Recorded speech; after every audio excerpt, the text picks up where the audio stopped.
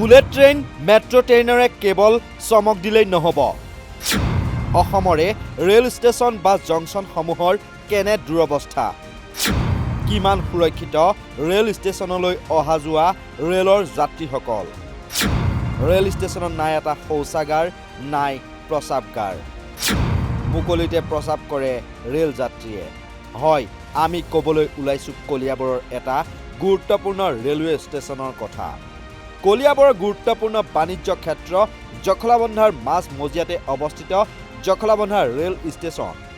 অতিকৈ গুৰুত্বপূৰ্ণ হিচাপে পৰিচিত এই জখলাবন্ধা ৰেলৱে ষ্টেচন বৰ্তমান সুৰাৰ ঘাটিলৈ পৰিণত হৈছে। তাত অহৰহে চলি থাকে সুৰাৰ আড্ডা। আৰক্ষী প্ৰশাসনৰ ভূমিকাও নিৰ্লিপ্ত। ৰেল ষ্টেচনলৈ যোৱা পথছোৱাৰ শোচনীয় অৱস্থাই যাত্ৰীসকলক প্ৰতিদিনে যাতায়াতৰ ক্ষেত্ৰত জমৰ যাতনা খুৱাই আহিছে। আনহাতে ৰেল ষ্টেচনটোত নাই এটা শৌচাগাৰ, প্ৰস্ৰাৱঘৰ, বিশুদ্ধ খোৱাপানীৰ ব্যৱস্থা। ইয়াৰ উপৰি যাত্ৰীসকল জিৰাব পৰাকৈ উন্নত মানদণ্ডৰ নাই এটা জিৰণি ঘৰ। অৱশ্যে যি এটা জিৰণি ঘৰ আছে তাকো অপৰিষ্কাৰভাৱে আছে বা উৱলিও গৈছে। ৰেল ষ্টেচনৰ চৌপাশে জাবৰৰ দমৰ লগতে সুৰাৰ বটলেৰে এক অস্বাস্থ্য আৰু কদৰ্যময় পৰিৱেশে বিৰাজ কৰিছে। জখলাবন্ধাৰ 715 নং ৰাষ্ট্ৰীয় ঘাইপথৰ পৰা ৰেল ষ্টেচনটোলৈ সোমাই যোৱা পথছোৱাৰ দুয়োকাষে থকা ঘন জংঘল আৰু অঘৰীৰ বসতিস্থলৰ বাবে অতিকৈ প্ৰদূষিত হৈ পৰিছে সেই অঞ্চলৰ পৰিৱেশ। নিশা হ'লেই ঘন জংঘলৰ মাজত সুৰাৰ আড্ডাৰ লগতে এচাম নৱপ্ৰজন্মৰ নিচা সেৱনৰ ঘাটিলৈ পৰিণত হৈছে Jakhalabandha railway station. Jakhalabandha railway ষ্টেচনৰ পৰা কিছু দূৰ পাৰ হ'লেই কাজিৰঙা ৰাষ্ট্ৰীয় উদ্যানৰ বুঢ়াপাহাৰ ৰেঞ্জ অৱস্থিত।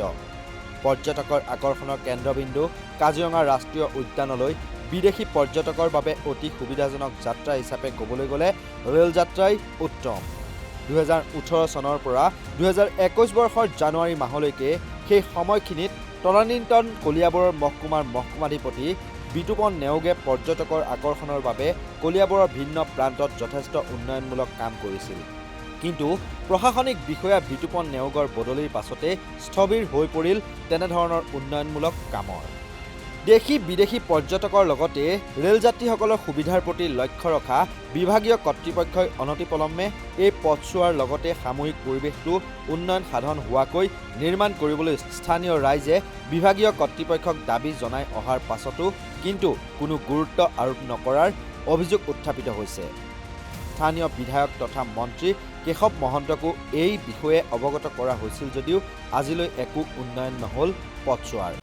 আমি আজি 2 বছৰ আগতে জেনেৰেল মেনেজাৰ এজন মানে ৰেললৈ আহিছিল। ইয়াত আমি ইয়াত আছে লালবাবু ৰয়, আমাৰ কামনী শৰ্মা ছাৰ আৰু লালু চাহু, এনেকৈ বিভিন্ন মানুহে এখন স্মাৰক পত্ৰ মেনেজাৰক দিয়া হৈছিল যে ৰাস্তা ঘাট আৰু এই আমাৰ হেৰিৰ এই ষ্টেচনৰ উন্নতিকৰণ কৰিবৰ কাৰণে তেওঁ হয় বুলি কৈ গুচি গ'ল। কিন্তু আমি ইয়াৰ বিধায়কক কৈছিলোঁ আপোনালোকে হেৰি এই জখলাবন্ধা ৰেল ষ্টেচনৰ সুবিধাৰ অৰ্থে আপোনালোকে যে ইয়াৰ ব্যৱস্থা লওক, কদৰ্য অৱস্থা, আনকি ইয়াত মানে চেনিটেৰী লেট্ৰিন নাই, ভঙা চিঙা, পেচাব কৰিবলৈ কোনো মানে ইউনিয়ন নাই, এনে অৱস্থাত কদৰ্য অৱস্থাত পৰি আছে। কিন্তু কাৰো মানে ইয়াত মানে আমাৰ চৰকাৰৰ হওক বা আমাৰ ইয়াত কলিয়াবৰৰ বিভিন্ন হেৰি মহকুমাধিপতি হওক, তেখেতসকলো ইয়াত দেখিও কিয় মানে হেৰি হৈ আছে, এই যে এনে অৱস্থা হৈ আছে। তেওঁলোক কিছুমানে কয় নহয় এইটো কেন্দ্ৰ চৰকাৰৰ, মই কৈছোঁ চৰকাৰ কেন্দ্ৰীয় চৰকাৰ হ'ব পাৰে, কিন্তু ৰাজ্য চৰকাৰতো মানে সেই আমাৰ বিজেপি, কেন্দ্ৰটো আমাৰ বিজেপি। গতিকে ইয়াৰ এটা সুব্যৱস্থা কৰিব লাগে, ষ্টেচনটো উন্নতিকৰণ কৰিব লাগে। লগতে ৰাস্তাটো একেবাৰে কদৰ্য হৈ গৈছে, দুইপিনে জংঘল, ইয়াৰ কোনো ব্যৱস্থা হোৱা নাই। মানুহে ৰাতি অহা যোৱা কৰিবৰ কাৰণে অসুবিধা, ইয়াত যাত্ৰী আহিলেও মানে ইয়াত মানে হেৰি বৰষুণ হৈ গ'লে পানী হৈ যায়। এনে অৱস্থাত যাতে ইয়াত উৰ্ধতম মহলে ইয়াত দৃষ্টি আকৰ্ষণ কৰা নাই। গতিকে আমি এজন সাংবাদিকে আমাক ইয়াতে প্ৰশ্ন কৰিছে, আমাৰ বিভিন্ন সমস্যা সোনকালে যে ইয়াত মানে পূৰ কৰিব বুলি মই আশা ৰাখিছোঁ। খনৰ ব্যৱস্থা নাই, ইয়াত যাত্ৰী আহিলেও ইয়াত ব্যৱস্থা নাই, পানী যোগানৰ ব্যৱস্থা নাই, একোৱে ব্যৱস্থা নাই ইয়াত। গতিকে এনে ইয়াত মানে আকৌ ৰিজাৰ্ভেশ্যন টিকেটো হয়। ইয়াত বহু টকাৰ মানে কিছুমান মানে ধৰক মানে টিকেট বিক্ৰী আছে শিলঘাটতকৈ আমাৰ ইয়াত মানে টিকেট মানে বেছি বিক্ৰী হয়। তথাপিতো কেন্দ্ৰ চৰকাৰে কিয় ইয়াত ব্যৱস্থা লোৱা নাই, আমি দুখিত। মানে এখন টাউনৰ লগতে যে ইয়াৰ হেৰি জখলাবন্ধা ৰেল ষ্টেচন আছে। গতিকে ইয়াৰ অতি সোনকালে চৰকাৰে যেন ইয়াৰ ব্যৱস্থা লওক। আমাৰ এয়াই মানে আপোনালোকৰ ওচৰত মানে হেৰি অনুৰোধ।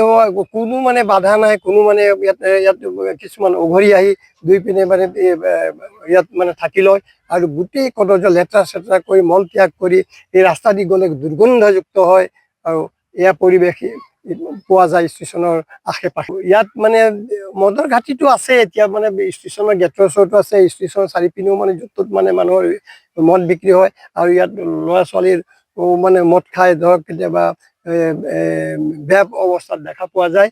গতিকে ইয়াৰ প্ৰতিও মানে আমাৰ চৰকাৰে বা ব্যৱস্থা কৰিব লাগে। থানাৰ ওচৰতে আছে, তেওঁলোকে এইটো ব্যৱস্থা অলপ মাজে সময়ে অলপ পেট্ৰলিং দিব লাগে। কিন্তু সেয়াহে তেখেতসকলেহে জানে ক'ত পেট্ৰলিং দিয়ে কি নকৰে, কিন্তু মানুহৰ অৱস্থা এনেকৈ দিয়া। ৰেলৱেৰ বিভাগীয় কৰ্তৃপক্ষৰ লগতে বিধায়ক তথা কেবিনেট মন্ত্ৰী কেশৱ মহন্তক বিষয়টোৰ ওপৰত গুৰুত্ব আৰোপ কৰি পথৰ উন্নয়নৰ লগতে অঞ্চলটোৰ উন্নয়নৰ বাবে ব্যৱস্থা গ্ৰহণ কৰিবলৈ স্থানীয় ৰাইজে অনুৰোধ জনাইছে। তদুপৰি ৰেল বিভাগে যিটো জিৰণি চৰা আছে সেই জিৰণি চৰাটো উন্নত কৰাৰ আশা প্ৰকাশ কৰিছে স্থানীয় ৰাইজে। কলিয়াবৰৰ পৰা ৰিদীপ শৰ্মাৰ প্ৰতিবেদন, নৰ্থ ইষ্ট নাও।